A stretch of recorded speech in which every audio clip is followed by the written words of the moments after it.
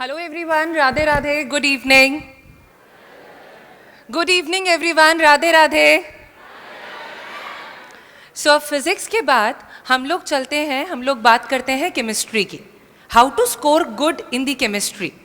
Now जैसा कि sir ने आपको बताया कि साइंस के अंदर केमिस्ट्री का जो वेटेज है वो 25 मार्क्स का है. तो उसके अंदर हम सबसे पहले ये देखते हैं कि हमारे क्या क्या चैप्टर्स केमिस्ट्री में कवर हो रहे हैं, हम क्या क्या चैप्टर्स कवर कर रहे हैं. चैप्टर नंबर 1 हम लोगों का है chemical reaction and equations. Chapter number 2 हमारा है acids bases and salts. Chapter number 3 है metals and non metals and the chapter number 4 is carbon and it's compounds.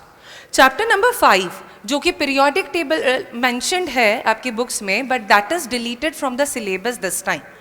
तो हमारे पास 4 चैप्टर्स हैं जिनके ऊपर हमें पूरा फोकस करना है. नाउ चैप्टर के बारे में बात करने से पहले हमें ये पता होना चाहिए like how to study chemistry. कई बार हमें लगता है जैसे किसी का फिजिक्स बहुत स्ट्रांग होता है लेकिन केमिस्ट्री में कहीं ना कहीं डर लगता है. तो केमिस्ट्री के अंदर डरने की कोई बात नहीं है. हम बहुत ईजीली केमिस्ट्री को बहुत ईजी बना सकते हैं कुछ पर्टिकुलर पॉइंट से. उन पर्टिकुलर पॉइंट पे बात करने से पहले आप सोचें कि हमारे जो 4 चैप्टर्स हैं उन 4 चैप्टर्स के अंदर कॉमन पॉइंट क्या है. कॉमन पॉइंट है कि हर चैप्टर के अंदर कोई ना कोई केमिकल इक्वेशन है. उस केमिकल इक्वेशन को आपको पता है कि केमिकल इक्वेशन लिखनी है in the balanced form. Metal non metal की अगर हम बात करें तो हमें पता होना चाहिए कि बिना वैलेंसी के हम उसको रिएक्शन ही नहीं करा सकते हैं. तो we should know the valency, we should know how किस तरीके से वो रिएक्ट करते हैं, उनकी रिएक्टिविटी सीरीज क्या है. And the very important, her chapter के अंदर फॉर्मूलेज हैं बट कुछ फॉर्मूलेज हैं जो हमें कलर के साथ याद रखने हैं, जिसका एक छोटा सा एग्जाम्पल मैं आप लोगों को देती हूँ. If I talk about copper sulphate that is CuSO4 having blue colour and iron sulfate FeSO4 is having green color. और ये वाला क्वेश्चन आपके सिंगल डिस्प्लेसमेंट रिएक्शन जो कि चैप्टर नंबर 1 के अंदर है बहुत कॉमनली आपने अपने एग्जाम्स के अंदर भी देखा होगा और सैम्पल पेपर में भी कहीं ना कहीं देखा होगा. तो इस तरीके से कुछ फॉर्मुलेज हमें कलर के साथ भी याद होने चाहिए. बट अगर ये सारी चीज़ें आपको टिप्स पर याद भी हैं, अनटिल अनलेस आपके अंदर कॉन्फिडेंस नहीं है कि मैं इसको राइट कैसे करूंगा, कॉपी पे लिखूंगा कैसे, क्या मैं केमिकल इक्वेशन को ढंग से लिख पाऊंगा, बैलेंस कर पाऊंगा, क्या मैं वैलेंसी के साथ रिएक्शन करा पाऊंगा, तो शायद इनका कोई मतलब नहीं है, कोई सेंस नहीं है. सो अगर आपको कंसेप्ट स्ट्रॉन्ग करना है then what you have to do is practise it daily by writing. Now another thing is a very important point, practical based question, जिसके बारे में अभी आपने देखा भी होगा. फिजिक्स में सर ने बताया कि प्रैक्टिकल बेस्ड क्वेश्चन या केस स्टडी जिसको आप बोल सकते हैं बहुत ज़्यादा वेटेज होल्ड करता है. प्रैक्टिकल बेस्ड क्वेश्चन में कभी कभी हमें कन्फ्यूजन हो जाता है कैसा क्वेश्चन. सो एक छोटा सा एग्जाम्पल, वैसे हम सभी लोगों ने देख रखा है, एक छोटा सा एग्जाम्पल ये है कि suppose if a student is having a piece of paper that turns green in one solution and red in another. So इस टाइप के क्वेश्चंस को हम प्रैक्टिकल बेस्ड क्वेश्चन कहते हैं. नाउ प्रैक्टिकल बेस्ड क्वेश्चन के अंदर 4 पार्ट्स हमारे cover होते हैं. इसीलिए बोला गया है कि प्रैक्टिकल बेस्ड क्वेश्चन या case studies holds a good weightage in your paper. Now with this let's go on the chapter wise important points. Chapter number 1 हमारा आता है chemical reaction and equation. Chapter number 1 says that आपका जो ये पूरा chapter है ये 2 main parts में आपका डिवाइडेड है. अब चैप्टर का नाम ही केमिकल रिएक्शन एंड इक्वेशन है. डेफिनेटली आपको रिएक्शन अगर गिवन है, एक स्टेटमेंट गिवन है, आपको पता होना चाहिए how to write it in the symbol form, symbol के फॉर्म में कैसे लिखना है. और उसके बाद never leave any chemical equation normally, उसको बैलेंस करें. करते हैं बैलेंस, करते हैं बैलेंस, वेरी गुड. क्योंकि अगर आप बैलेंस कर रहे हैं, अगर आपको केमिकल इक्वेशन बैलेंस करना बहुत अच्छे से आ रहा है, इसका मतलब आपका हाफ चैप्टर रेडी है, क्योंकि हाफ ऑफ द क्वेश्चंस हमारी इन्हीं 2 पॉइंट्स में कवर हो जाते हैं. नेक्स्ट पॉइंट है, नेक्स्ट वेरी इंपॉर्टेंट पार्ट है इस चैप्टर का, types of chemical reaction.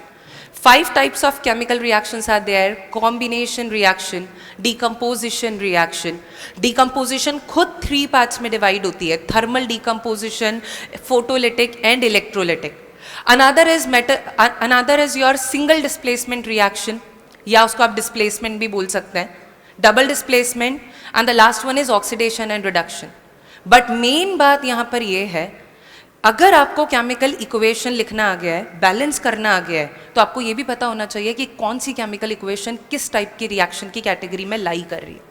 Whether it is combination, decomposition और वॉट, क्योंकि अगेन क्वेश्चन बनता है कि जो केमिकल इक्वेशन आपने लिखी है, जो बैलेंस करी है, वो कौन सी टाइप की केमिकल रिएक्शन है एक्चुअली। सो इस तरीके से आपका चैप्टर नंबर 1 खत्म हो जाता है। हम आते हैं chapter number 2 acids, bases and salts पे। नाम फिर से हमें बता रहा है इस चैप्टर के बारे में that you just have to study about acids, bases and salts. कैसे? एसिड और बेसिस के बारे में पता करने के लिए आपको जस्ट ये इतना पता होना चाहिए कि अगर कल को आपसे कोई पूछते हैं, क्वेश्चन आता है एक छोटा सा, एसिड और बेस क्या है, then just write it with the definition in the form of their ions.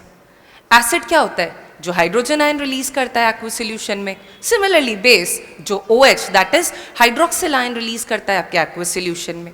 उनकी प्रॉपर्टीज, उनके यूजेस, उनके examples, yes you should know that.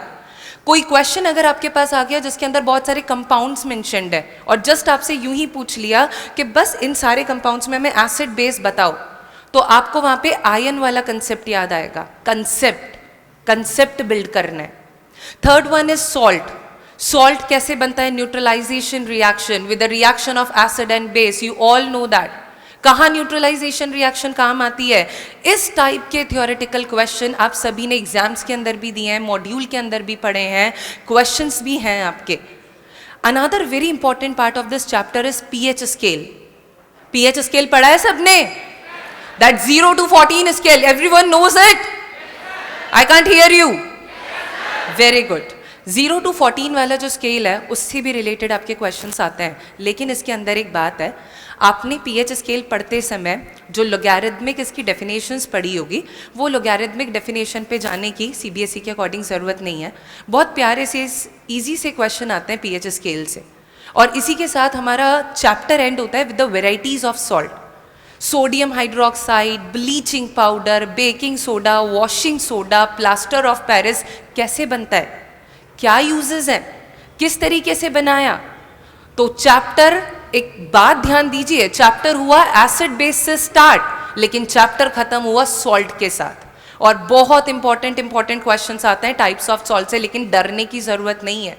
अगर कंसेप्ट स्ट्रांग है ना, अगर आपने समझा है हर टॉपिक को, हर पॉइंट को, you will easily right it in your own language. सब बहुत इजी है। इसके बाद हम चलते हैं हमारे chapter number 3 metals and non metals पे। फिर से आपको चैप्टर खुद बता रहा है metal, non metal, physical and chemical properties of the metal and non metal are very important part of this chapter. Agree? Physical properties जो आपको बहुत इजी लगती है उस पर क्वेश्चन आ जाता है। केमिकल प्रॉपर्टीज कैसे रिएक्ट कर रहे हैं, क्वेश्चन आ जाता है। मेटल नॉन मेटल की रिएक्टिविटी सीरीज क्या है, कैसे रिएक्शन करवाएंगे, क्या कंपाउंड बनेगा।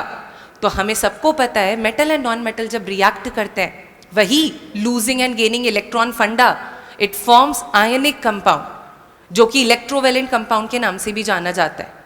सब कुछ आपने पढ़ा हुआ है, सब कुछ आपको पता है, लेकिन इसके बाद वाला जो टॉपिक आता है हमारा मेटलर्जी। कहीं ना कहीं कुछ बच्चों को मेटलर्जी में दिक्कत देखी है मैंने। उनको पता नहीं क्यों ऐसा लगता है कि मेटलर्जी टफ है, नहीं है। मेटलर्जी पे जब आप जाओगे, अपनी मेंटालिटी ऐसे सेट मत करो कि ये टॉपिक टफ है। ऐसे करोगे तो वो टफ लगेगा। मेटलर्जी पे जाओगे, सारी स्टेप्स को देखोगे तो आप देखोगे all the steps are interrelated with each other. पहली स्टेप के बाद कैसे दूसरी स्टेप आ रही है, कैसे तीसरी स्टेप आ रही है, सब रिलेटेड है। और इसी के साथ इस चैप्टर का एंड होता है कॉरोजन एंड इट्स प्रिवेंशन के साथ। Theoretical point, again theoretical topic. Theoretical topic में खास बात यह है कि स्कोरिंग होता है। बस याद इतना रखना है कि सारी चीज़ों को पैराग्राफ में कभी नहीं लिखना, थियोरेटिकल पॉइंट्स को हमेशा आप अलग अलग पॉइंट्स के फॉर्म में लिखें, फायदा होगा। नाउ केमिस्ट्री का एंड करते हैं हम कार्बन एंड इट्स कंपाउंड्स के साथ। चैप्टर में तो यही लास्ट है। बहुत स्कोरिंग चैप्टर है, वेरी स्कोरिंग, थियोरेटिकल है, स्कोरिंग है, इंटरेस्टिंग है। नाउ इसमें क्या होता है, कार्बन के अंदर आप कैसे रिएक्शन करा रहे हैं, किस तरीके से आपका covalent bonding in the carbon compounds देखेंगे, homologous series, versatile nature of carbon, ये सारे टॉपिक पढ़े हैं आप लोगों ने। तो versatile nature of carbon, IUPAC nomenclature of carbon compounds, जिसके अंदर हमारे फंक्शनल ग्रुप आ जाते हैं एल्डिहाइड, कीटोन, एल्कोहल, हेलोजेंस। यहां पर हमें यह ध्यान रखना है कि कौन सा फंक्शनल ग्रुप नोमेनक्लेचर के अंदर सफिक्स में आता है और कौन सा वाला प्रीफिक्स में आता है। इसके बाद हमारी केमिकल रिएक्शन आ जाएंगी।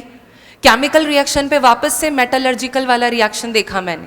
काफ़ी लोग सोचते हैं कि chemical reaction in the carbon compound, अभी तक तो सब बढ़िया चल रहा था, थियोरेटिकल चल रहा था, suddenly reaction, very easy reaction. Minute सा डिफरेंस है कंबशन ऑक्सीडेशन रिएक्शन में। Addition substitution reaction are again one of the easiest reaction. Ethanol, ethanoic acid, हमारे उनकी प्रॉपर्टीज, उनके यूजेस आर वेरी इंपॉर्टेंट। और लास्ट चैप्टर का last topic soaps and detergent बहुत important है। किसी तरीके से आपकी सोप फॉर्मेशन होता है, सोप कैसे बनती है, micelle formation, differentiate between soap and detergent, इस तरीके के क्वेश्चन यहाँ से बनते हैं। नाउ मैं बोलती हूँ कि ये सारी चीज़ें आपके टिप्स पर है, आप कर लोगे, आपको कॉन्फिडेंस है, बहुत अच्छी बात है। But how will you attempt the paper? 4 categories में हमारे क्वेश्चंस डिवाइडेड हैं। एमसीक्यू, अगर हम एमसीक्यू की बात करें तो हमें बड़ा अच्छा लगता है कि एमसीक्यू बेस्ड क्वेश्चन में तो 4 आपके ऑप्शंस होते हैं, बहुत इजीली हो जाएगा। वेरी गुड, आपने पढ़ रखा है, हो जाएगा। बट कभी कभी हम जल्दी जल्दी में अगर कोई ऑप्शन मिस कर देंगे तो हमारा वो क्वेश्चन गलत हो सकता है। वेरी शॉर्ट में आपको बता रखा होता है, आपको इंस्ट्रक्शंस में लिखा होता है वेरी शॉर्ट को 1 लाइन या 2 लाइन में खत्म करना है। बिल्कुल खत्म करें, उससे एक्सीड ना करें। अगर उससे एक्सीड आप करते हैं तो आप आगे वाले क्वेश्चंस के लिए टाइम खत्म कर रहे हैं।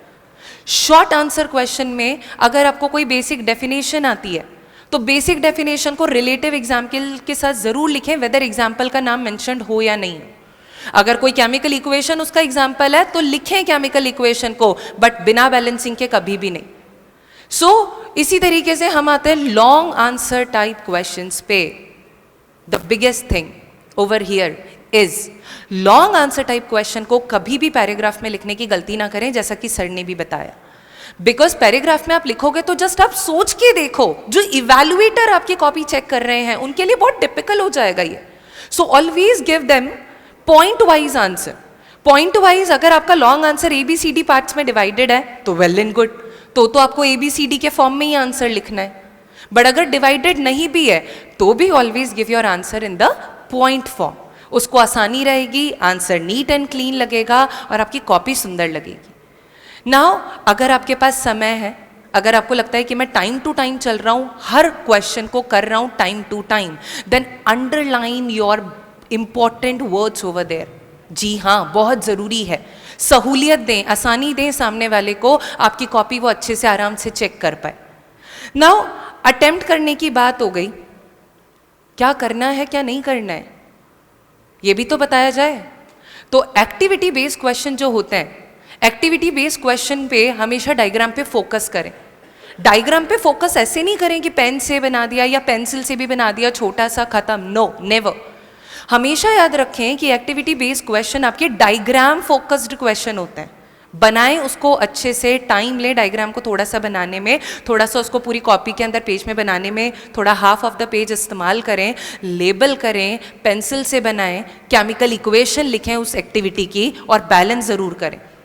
सेकेंड पॉइंट आपका यही कहता है, स्क्रीन पे देखें, that please all chemical equation should be balanced.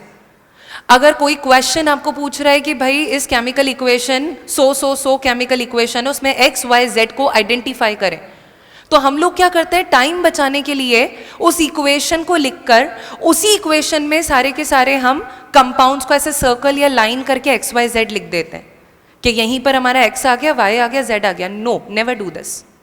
Question आपको प्रॉपर फॉर्मेट में पूछा गया है तो फिर आंसर भी प्रॉपर फॉर्मेट में लिखें, उसको प्रॉपर फॉर्मेट में आंसर को ढंग से लिखें। और इसी के साथ लास्ट में मैं ये बताना चाहूंगी कि अगर आपके कंसेप्ट रेडी हैं, आपको लगता है कि हो जाएगा सब कुछ, वेल एंड गुड। अगर आपके मन में ये बात आ गई है तो आप अपनी ओन लैंग्वेज में लिख सकते हैं आंसर्स को, पैराग्राफ में नहीं, पॉइंट्स में अगर बड़ा आंसर है। लेकिन जहाँ पे कुछ डेफिनेशंस आती है ना, जैसे आपको रिएक्शन की डेफिनेशन पूछ ली, कॉम्बिनेशन रिएक्शन, सिंगल डिस्प्लेसमेंट बताओ, तो कुछ कुछ हमारी जो डेफिनेशंस होती हैं उनको आप स्टैंडर्ड फॉर्म में लिखें according to your NCERT term. आप अपने मॉड्यूल में भी देखेंगे NCERT क्वेश्चंस आपके मेंशन्ड है, तो उनकी लैंग्वेज को पढ़ें, तो वह NCERT स्टैंडर्ड लैंग्वेज आपकी यूज़ की गई है।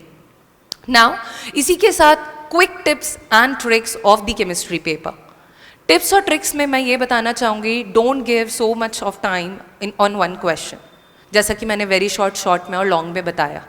जितना टाइम एक में दोगे रिक्वायर्ड ही नहीं है, आगे के लिए दिक्कत आ जाएगी।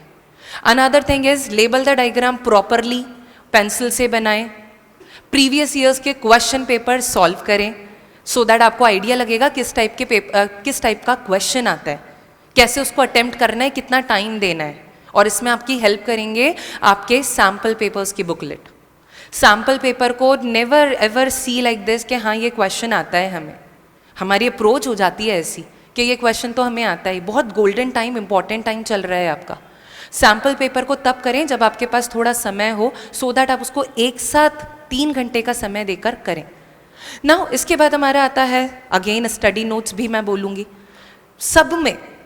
अगर आप नहीं चाहते कि at the end of the time जब आप एग्जाम हॉल में जा रहे हो आपके पास वो बहुत सारी बुक्स नहीं चाहते हो आप लेकर कैरी करना, आपके वो छोटे छोटे स्टडी नोट्स बहुत काम आएंगे आपके। एंड एट लास्ट जब एग्जाम हॉल में आपका पेपर हो जाए फिनिश, नेवर एवर थिंक कि 3 घंटे का समय है, हमेशा 15 मिनट्स एक्स्ट्रा लेकर चले सो दैट आप उसको रिवाइज कर सकें। और टिप्स एंड ट्रिक्स के अंदर मैं एक छोटा सा पॉइंट और बताऊंगी आपको। इंपॉर्टेंट टाइम चल रहा है, आपको भी पता है। इस इंपॉर्टेंट टाइप के अंदर आप क्या करें कि जो भी चैप्टर आप पढ़ रहे हैं कोई भी सब्जेक्ट का, उस चैप्टर को अपने से पढ़कर then attempt the previous year questions of that particular chapter. जितना आप प्रैक्टिस करेंगे उतना आपके लिए बहुत अच्छा रहेगा और आपको ये पता लगेगा कि कैसे लिखना है, कितना टाइम किस क्वेश्चन को देना है। तो इसके लिए मैं आपको एक हेल्प करती हूँ। आपको आंसर शीट दिख रही है अपनी स्क्रीन पर, सामने स्क्रीन पर दिख रही है आपको एक टॉपर की बच्चे की आंसर शीट। क्या करते हैं टॉपर? ऐसा कुछ खास नहीं, लेकिन वो इन सारी चीज़ों को फॉलो कर रहे हैं।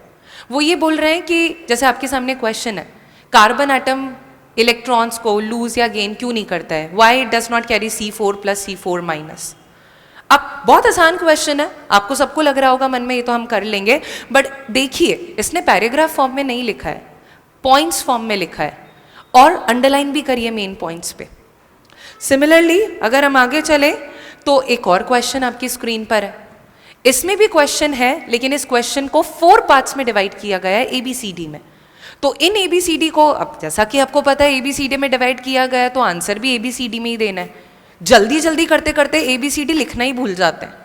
तो आप ABCD को A उसका आंसर, देन 1 लाइन, B उसका आंसर, और समय मिले, मैं बोलूँगी कि मिलेगा अगर आप टाइम टू टाइम चलेंगे तो, वेरी शॉर्ट लॉन्ग को ढंग से करेंगे तो जैसे ही समय मिलेगा underline those important concepts as well, important points as well. और इसी के साथ that's all from my side from the chemistry. Hopefully आपको सारे इंपॉर्टेंट पॉइंट्स समझ आए होंगे।